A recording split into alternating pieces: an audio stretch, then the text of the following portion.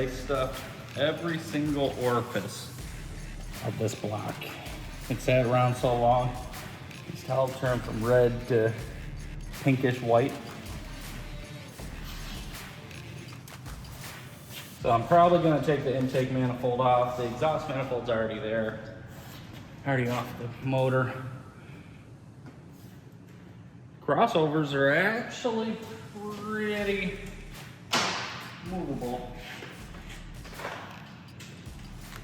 These ones always crack. They are super cheap to replace. A lot of people try not to, but I say while they're still available, take advantage of it.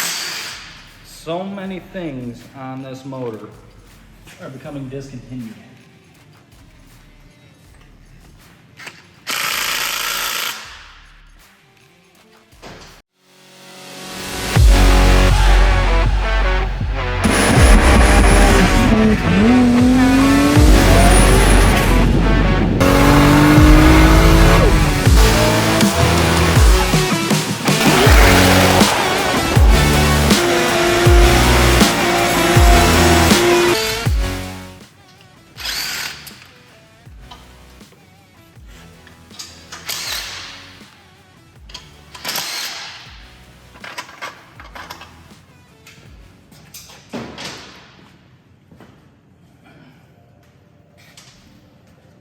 Now, this is just a vacuum canister. It goes to the twin turbo stuff and the VSVs and all that goodness. Trash to us. Some people like to save that kind of stuff. We do have a local friend who is very particular about his car. I'm not going to disclose any names, but as soon as he watches this video, he'll know who I am talking about. And he's very adamant on OEM parts. You don't have to pull the fuel rail out. I always do. I like my intake to be sitting around on the shelf bare. I mean, me or Matt and the vast majority of our friends, we never go back to this setup. We always save these. These always get lost. What do you recommend for a fuel rail? I like the radium. You have fuel pulse dampener that will bolt onto it. Everything's AN/ORB. Some nice O-ring seals. You don't have to worry about copper crush washers or leaking. Oh, motor's not too bad so far. Taking the head off, so in proper function. We got to disconnect everything from the head. I usually try my hardest to get this pipe out with the upper radiator hose housing. Doesn't really matter, but it makes it a little bit easier.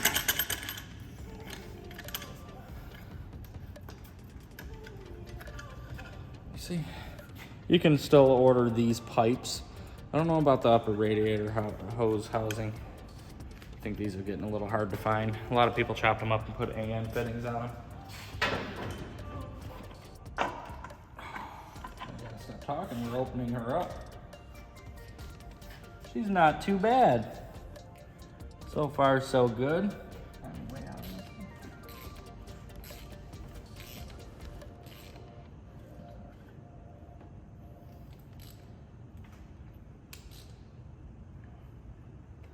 So I don't know if you guys can see this, but we got a hash mark here, lines up to there, hash mark there, lines up to there, and we have it at top dead center on the crankshaft. So we can tear the tensioner out of it, pull the belt. We do not have to take the lower cover off yet, and that's a good sign. This is the filter for the VVTi. All the oil flows through this before it runs through the actuator, and it's not too dirty. These usually get clumped up very bad.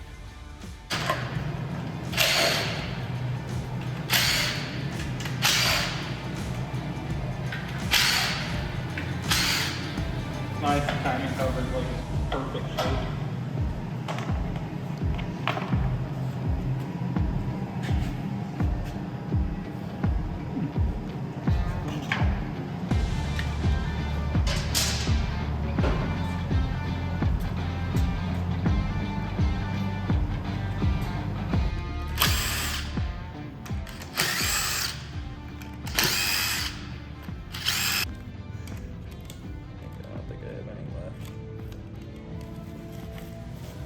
Nope.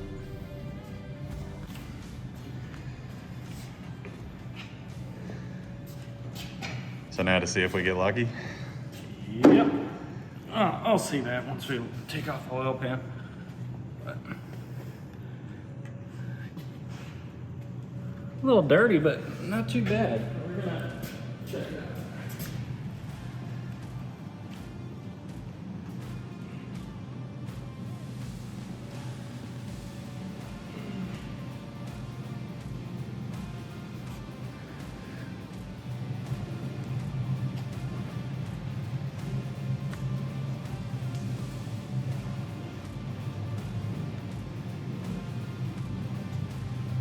So I'm thinking that this one had pretty low miles on it.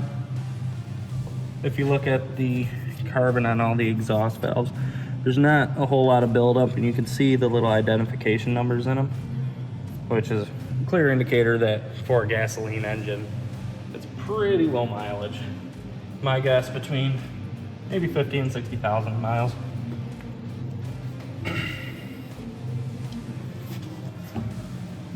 Very nice. That's a good head.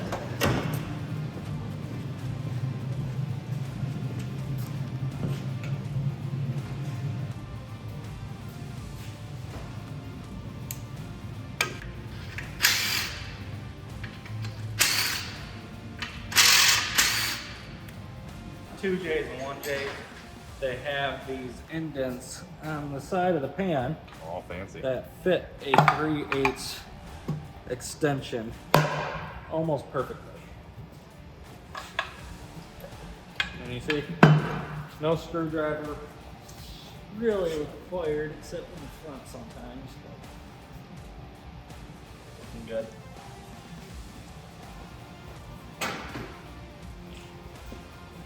Get all the bolts off before I start prying. Looks pretty good.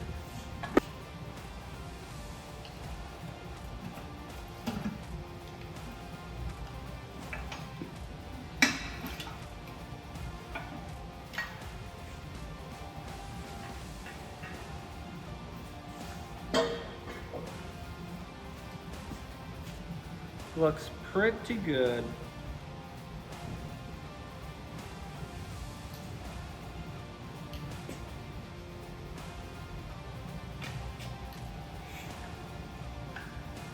I think we might have a delivery.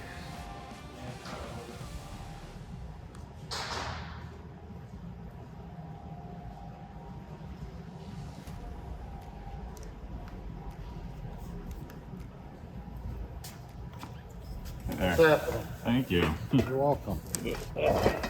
Table in Yep, that works. All right, come on.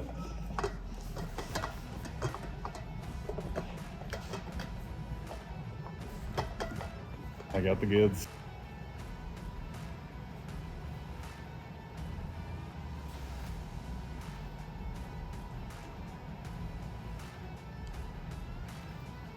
The motor's looking pretty good.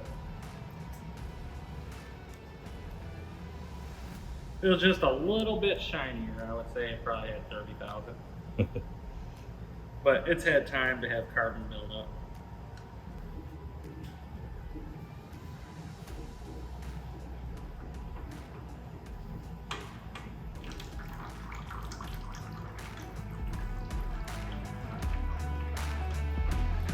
Now that the motor is torn down, we're going to get the rear end out and get it cleaned up and powder coated. And at this point, it's a race to see what parts are going to show up first. Just like you've probably experienced, everything's on back order or it's taking way longer than it usually does.